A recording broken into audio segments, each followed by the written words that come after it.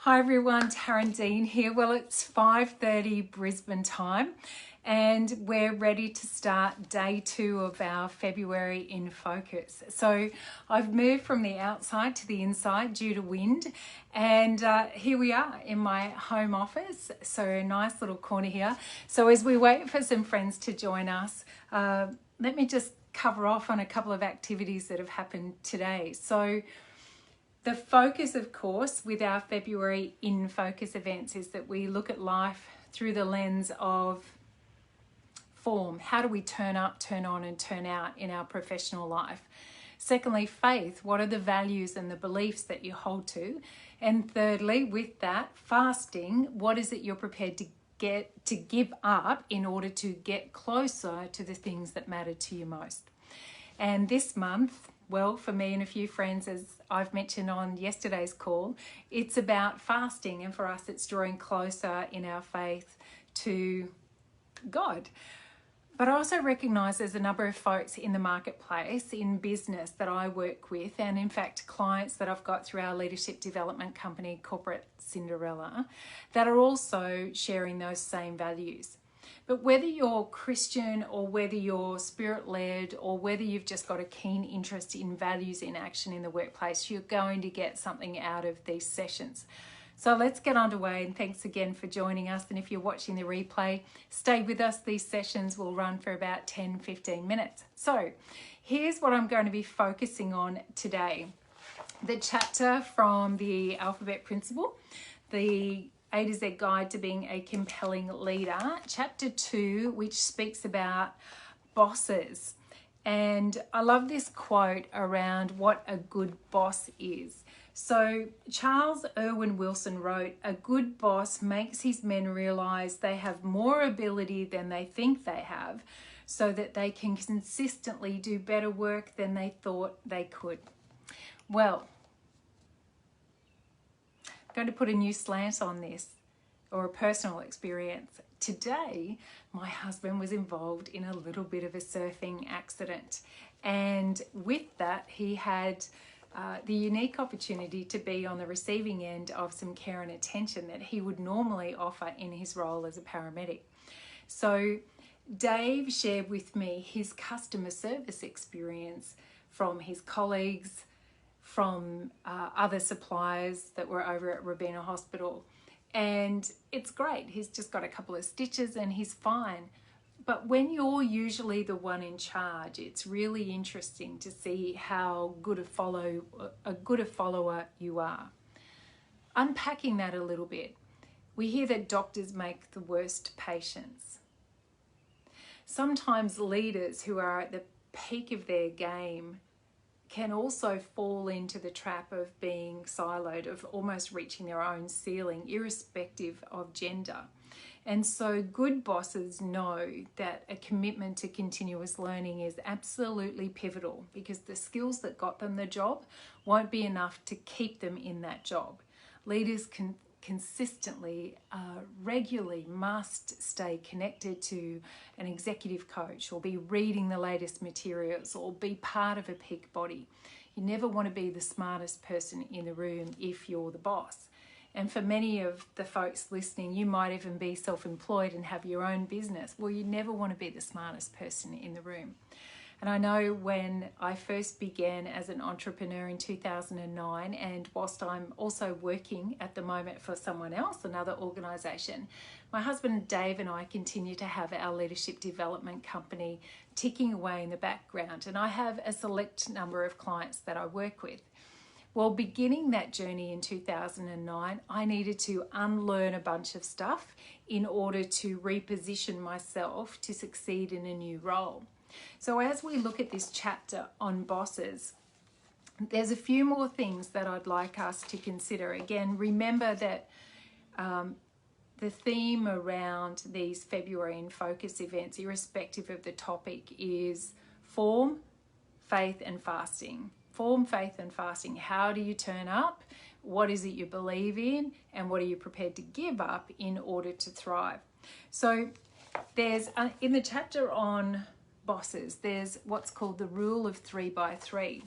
So when I examine this and remind myself of this great, brilliant stuff that I wrote in 2018 and 19, the three things are, number one, character, likability, and lifestyle. And that's a really vital part that through triple C commissions in government, through royal commissions into aged care, superannuation, the banking industry and finance, and other aspects of business, this whole consideration around ethics is growing and growing and growing. And there's a very low tolerance amongst the public now because they can Google information at their fingertips. And they're also very well able to pass opinion on social media that may have all the facts or may only have part of the facts. So when we consider this aspect of character, it's not just about how you turn up, what your form is in person, it's how you turn up online as well. And making sure that we take responsibility for our presence. Are we likable, even online? And what is it that matters? What is it that's important to us with our values around lifestyle? I was reading an article this morning, Israel Folau, who passed commentary a couple of years ago on social media that was at odds with his then employer, the National Rugby League, is now looking to come back from France, and his possible new team are also very much aware that they have an NRL code of conduct. There's now a social media policy. So irrespective of what you believe in, there is still nonetheless the obligation that comes upon us when we're working for organisations about how we give expression to that. Number two, as I scroll down here, this one is around commitment, networks, and legacy. How do you honour your commitments? And I'm not talking about being so incredibly anal that we're driven by perfection and we dilute this whole aspect that we're all real and we'll all make mistakes at different times. It's not about that. But I recall as a senior executive in 2008, 2009, and I was snowed under, and I had a couple of reports that I needed to get to our CEO at the time for a board meeting. And I'd been on call 24 hours. It was just really tough. And I realized on a flight one day, as I was reading a quote from Winston Churchill, that it's not enough to try and do your best. You must do your best. It's not enough to try, you must do your best. So if we're rising up and wanting to have the privilege of leadership in different dimensions or even in our existing role, it's worth us holding a mirror to ourselves this month in particular and asking ourselves, are we honouring our commitments? Are there things that we could just be tidying up this month, i.e. fasting? What are the things we're going to say no to? Say no to letting people down. Say no to falling short. And don't beat yourself up over it if you do, but rather consider how can you do better tomorrow? How can you bring your A game tomorrow? Decide in advance what it is you're going to do. And of course, those aspects about networks and legacies is making sure that you're not siloed in your thinking as a leader, that you're becoming a better boss. And whether it's self-leadership or you have the privilege of leading others or your influence extends out beyond your current role, perhaps it's part of an association, etc., is recognise there will be seasons to the investments that you can make in networks. I recently received a message from a good mate of mine who asked me if I was renewing my membership for a local association. And while I'd like to, feasibly I could not afford the time. So making those decisions and putting personal and professional boundaries in place is simply exercising wisdom. So you might be challenged by those types of things. You can't be everywhere. What will you be part of? And certainly tools like LinkedIn provide us with a significant opportunity to stay connected, because underpinning everything, particularly for senior leaders and leaders in the making, is your ability to network and build relationships incredibly well. It's certainly part of the component when you're leading effective change. some of the folks I've been working with over the last 12, 18 months have become very familiar with one of the tools that we've been using, which is called ProSci. And it speaks about effective change is very much influenced by speed of adoption, utilization of a tool, proficiency of use by the tool. But before we can even get to that part, we actually need ABC, active and visible sponsorship, who build a coalition and communicate regularly. And that's your role as a boss. Be actively visible, build networks and relationships, and what? Communicate often, and don't do it through a single platform. Look at what you can do to leverage different channels. If you're working within organizations, go beyond traditional email. People are overwhelmed. Consider things like Yammer and Teams, but also even just getting creative with your phone once more. Use voice memos and send an audio message to someone. Send a video message, and also jump onto tools like Zoom or Teams and have some face-to-face conversations, even if you can't be there in the flesh. So there are 2 tips so far. Number 1 was character, likability, and lifestyle. Number 2 was commitment, networks, and legacy. Make sure you're leaving a lasting impression. Number 3 here for bosses, the 3 character traits, the rule of 3x3 is be competent, have financial intelligence, and focus on your outcomes, not just your input.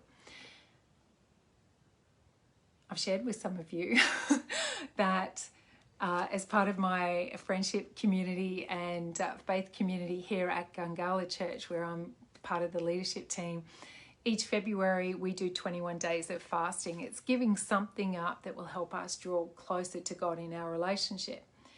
So this fasting aspect for me is around coffee, skipping breakfast in the mornings, and really looking at what am I doing to reduce my input so that it keeps pace with my output. Often we put a lot of energy and effort into things for very little results. So effective leaders know that they need to say no to some stuff in order to yield an outcome. We speak about that often as a return, not just on investment or your financial input, but on energy and effort and emotion. 3 E's, effort, emotion, and effort. These have just been a few little tips from the chapter on being an effective boss as part of our February in Focus series. There's more to this, which includes such tactics as, if you're the boss, then be a good one. Don't lord it over people. Use authority correctly. Don't get your identity from your role. Care enough to confront, and also recognize that leadership is for the brave and not everyone is going to understand you. Make the tough calls and laugh at yourself. Take what you do seriously, but not who you are seriously. And then there's some more tips here on leading millennials and centennials, and also, of course, just bringing yourself back to that faith aspect of what's morally important. What are the things that matter most beyond your current role or the current season that you're in? How do you hold fast? What's your measure of accountability? Often there's legalistic obligations and compliance that we need to deal with. But from a values-based, fruit of the spirit, counter-cultural way to lead, there's also a chapter in here on the fruit of the spirit, and that's how you walk your talk is often louder than the words that you speak. I'm Taryn Dean. It's been a pleasure to have your company on this live stream, Be for Bosses February in Focus edition. The recordings will be going up on our website and also on a YouTube playlist. If you're interested in learning more about any of these topics, leave a thread in the chat, a comment in the chat thread below, and also shoot us an email via our website, tarandeen.com. It's been great joining you. This ends the official part of the live stream, and we're now open for some Q&A. So jump on if you're watching. It's great to have your company. Hey Sandy, hey David, it's good to have you here. For everyone else, thanks so much and we'll look forward to monitoring the chat beyond today's session. Tomorrow, just before you go, let's seed it. Tomorrow, we're actually going to be covering off on competence and some of the skills that you really need to be a compelling leader in your professional life. Look forward to your company then.